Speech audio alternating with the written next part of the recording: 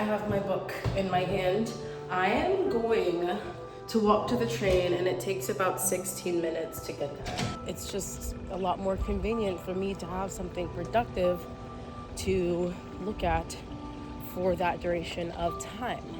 Because best believe, if I'm not just walking there fast with music blasting in my ears, I'm staring at my phone and looking at God knows what. So I've realized that I check my phone so much.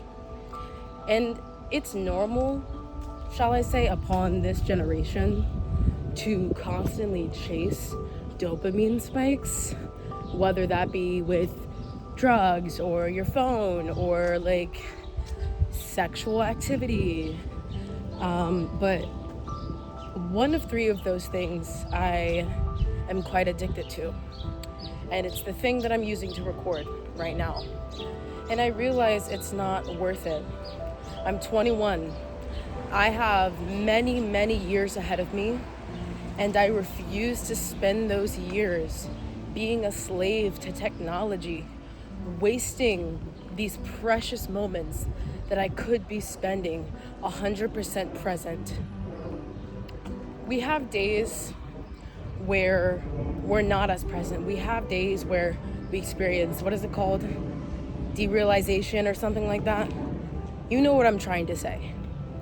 But if you're addicted to your phone, you have a lot more days where you're just on tunnel vision, or where you're out and you don't know what to do with your hands. You're waiting on the train and you constantly keep picking up Instagram to check your messages. The thing is, social media has so many amazing benefits, but it's not as exciting to check when you're constantly on it. See, me, I'm trying to live more of an old school lifestyle. And does that mean that I'm going to completely omit modern day technology and software? Of course not. It's 2023, regardless, I cannot escape it. You know, there are things I need like Cash App or Google Maps on occasion, online banking. There's many things that have to be used with a phone that I still need. And I'm okay with that. But at the end of the day, there are certain changes that I can make to my life that will allow me to be more present in the moment instead of being constantly tied to my phone. I wouldn't completely blame it on myself or any of us in this generation, but what I can say is that these software developers, these people that created TikTok, Instagram, they know what they're doing. They know what people like and they know how to get people hooked, and they do. And I consider myself a victim of that. And was that the initial intention? I don't think so. I think the initial intention was bringing people together and figuring out ways. I'm pretty sure social media was initially made for family and friends to be able to keep up with each other, you know. We have family members that live miles and miles away, so of course you can't always see those people, and it's good to have social media to be able to see what they're up to. But I think that in this day, it is abused, absolutely, and it is used for reasons beyond that. Anyway, I'm not gonna spill all of the gems yet, but I have this book, and I'm walking to the train stop. I'm gonna grab some water and stuff, but this book is actually really good. I've had this book for like 6 months, and I kid you not, I read like 40 pages yesterday. So my goal now is to read like 4 books a month. So that means that, like, you know, a decent sized novel I can finish within a week. And then, you know, there's 4 weeks in a month. So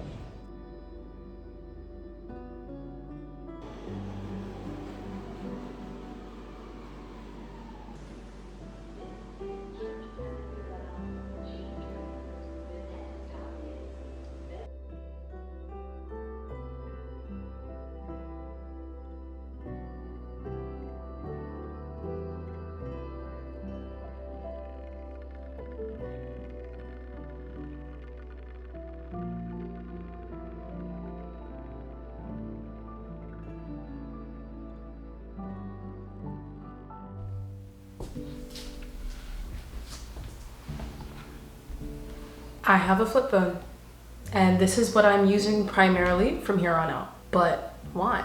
Occasionally, I like to replace the word why with the words what if. What if I continue to aid the progression of this addiction that many of us have? What if I continue to rot my own brain away with habits I can control? See, I hear the term chronically online, and for a long time I think I was that. You could spend 5 hours a day on the internet learning, or you could spend 5 hours a day on the internet watching stupid YouTube videos. You could spend 5 hours on TikTok, which not 5 hours, of course, but I'm guilty of doing things like that. I'm guilty of scrolling and scrolling, because here's the thing. I saw a really funny video. Like, I was literally dying laughing. I enjoy a good laugh here and there. I'm not anti-social media, okay? I love me a good meme. But after I watched that video a few times, the next video was just as funny. And then coincidentally, the next video after that had the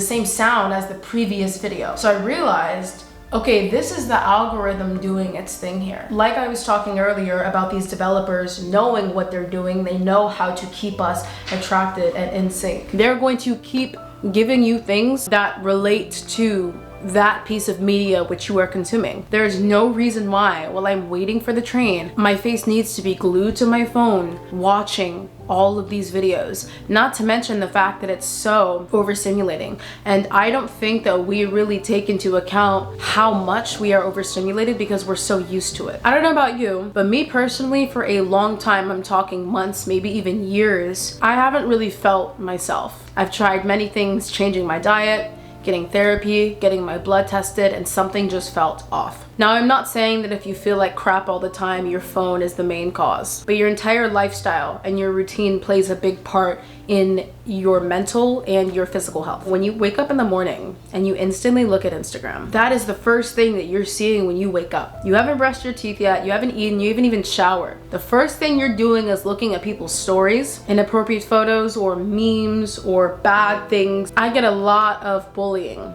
on my Instagram. Do I care? No. I've been bullied my whole life. It does not affect me anymore. But let's say I wake up at 6 a.m. and I check my phone immediately. I check my DMs and I see someone has said a really mean thing. So now I've automatically started my day with negativity. The first thing that I've seen upon waking up is negativity. So if you choose to not do so, which is what I do now, I do not check my phone in the morning, because everything, all of that can wait. I check my texts and my calls occasionally on my flip phone throughout the day.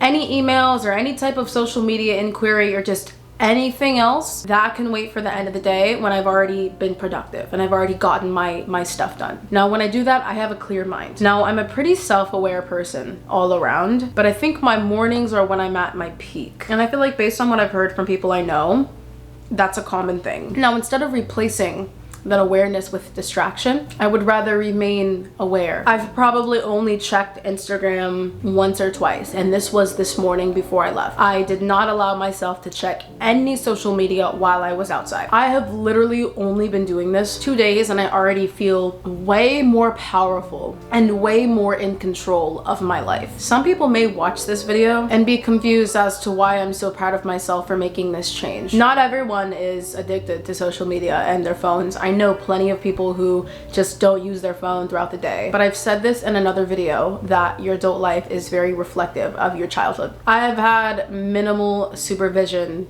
over the internet. You guys saw earlier that I was holding that book and I said that I was gonna read it on my way to the train. Before I started doing what I'm doing now, it was very, very hard for me to stay focused on literally anything. Anytime I would try to read or type a paper or really just do anything that is good for my brain outside of art, I couldn't do it. I could not ever read more than 2 pages of a book. And if I tried, I would literally have to read it over again because my brain would start to kind of drift off as I was reading. And then once I got to the end of the page, I realized, what did this say? What are they talking about? And then I'd have to go over again and I had to even use my finger to read because it was just hard for me to stay focused. And the thing is, I know that I am a smart girl. Dumb and easily distracted are not necessarily the same thing. Struggles to focus and struggles to comprehend are 2 different things. Now that I've taken the distraction away, I've created more space for my mind. So when I was reading earlier, I read like 20 pages. And if someone asked me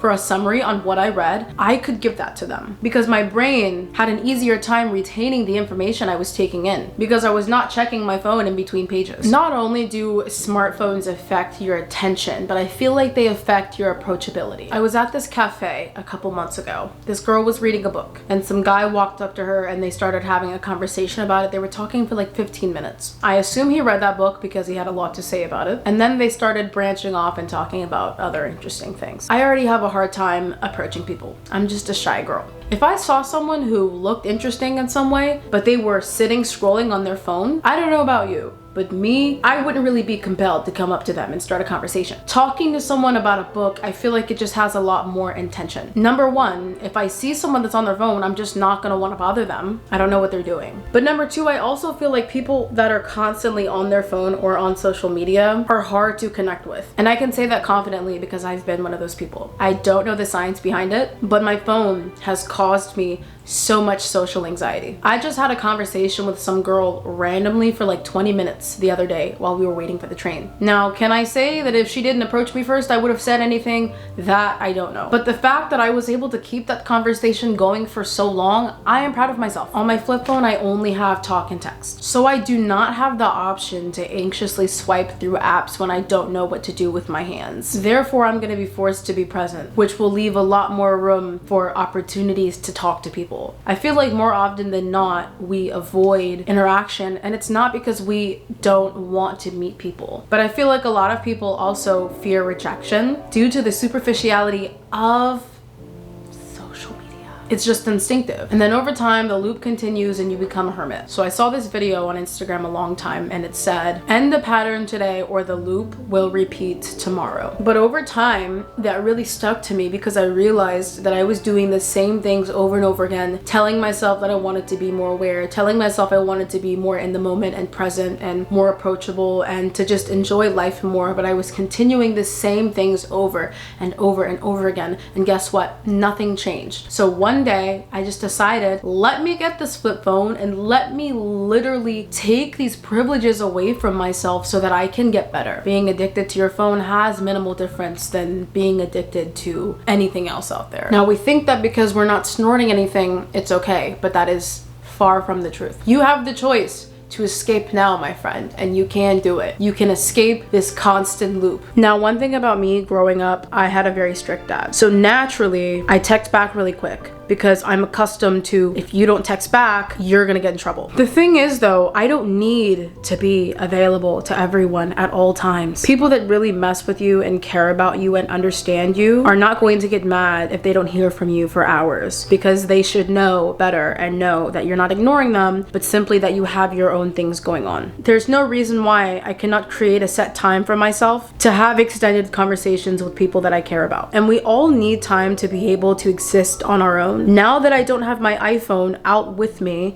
and I'm only having it at night when I'm at home, I can create that space for the people that I love, eliminating distractions. I love the people in my life, do not get me wrong, but it creates a lot more space for excitement when I do my thing throughout the day, and we can have a couple of texts back and forth here and there throughout the day. But other than that, we can communicate to set plans. I'm also a very deep person, so I feel my emotions. I used to have a very bad habit of going off on people and just reacting immediately. I am a very reactive person. So with the iPhone, you can send a voice memo, or you can FaceTime someone, or you can use voice dictation, or you can just quickly type, and they have the little button in the middle which suggests words for you. They just make it so easy. That's what gets you with the smartphones, is it's just so convenient to do literally anything. I've actually had multiple toxic people in my life. When they would start crap with me, it would be so easy for me to immediately react. Now that I have this flip phone, well, there's two things. Number one, it makes a click when you text and nobody's trying to hear that, especially when you're typing a long paragraph. But number two, you do not have the convenience that a smartphone does on a flip phone. So I'm gonna have no choice but to think before I speak,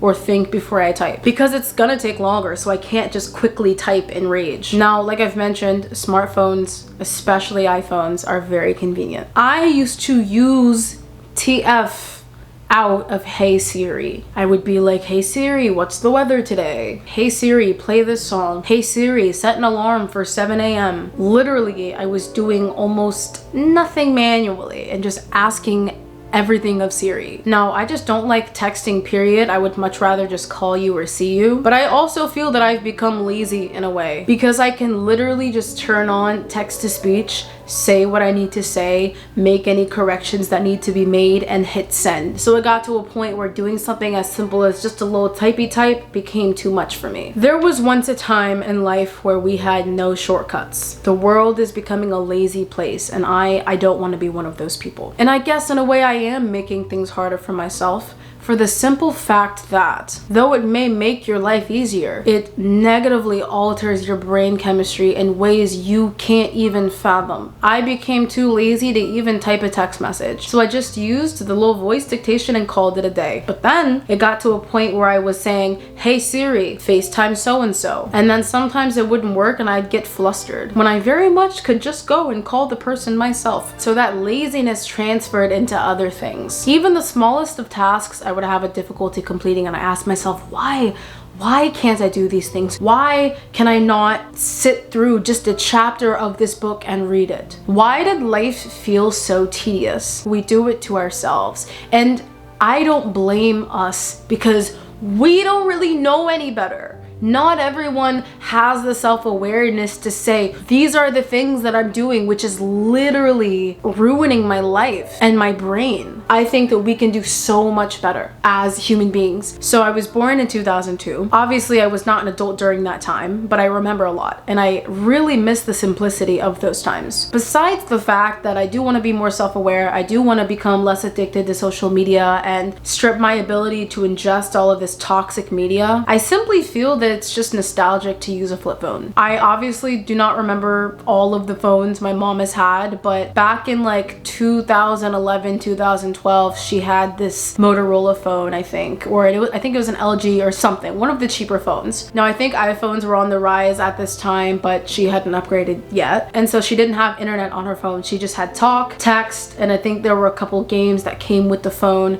and there was like a little drawing app, there was notes app, and I don't remember what else besides that. But I used to always ask to use her phone to draw, and I would draw cute little pictures of flowers and whatnot. I was perfectly content with that. I was not bored. I had my bikes. I played soccer. I did cheer. I was in school. I had many things going on in my life. I guess what I'm trying to say is there was a time in life where we didn't have all of the things we have now, and we were perfectly content. We had things to do. So if you replace all this time you use scrolling on your phone with going out more and reading and, you know, getting into fun activities, you just need to create less downtime for yourself, less downtime to be able to be on this thing, and spend more time finding yourself. Also, there is one more thing I do want to say, and then I'm going to conclude this video. I don't know if it's just me, but the iPhone camera, I feel it distorts me. I feel like when I look in the mirror, I like the way that I look, but when I take pictures on my iPhone, I often find myself taking like 50 pictures just to pick out a few that I like. I took this on the camera that I'm actually recording with right now.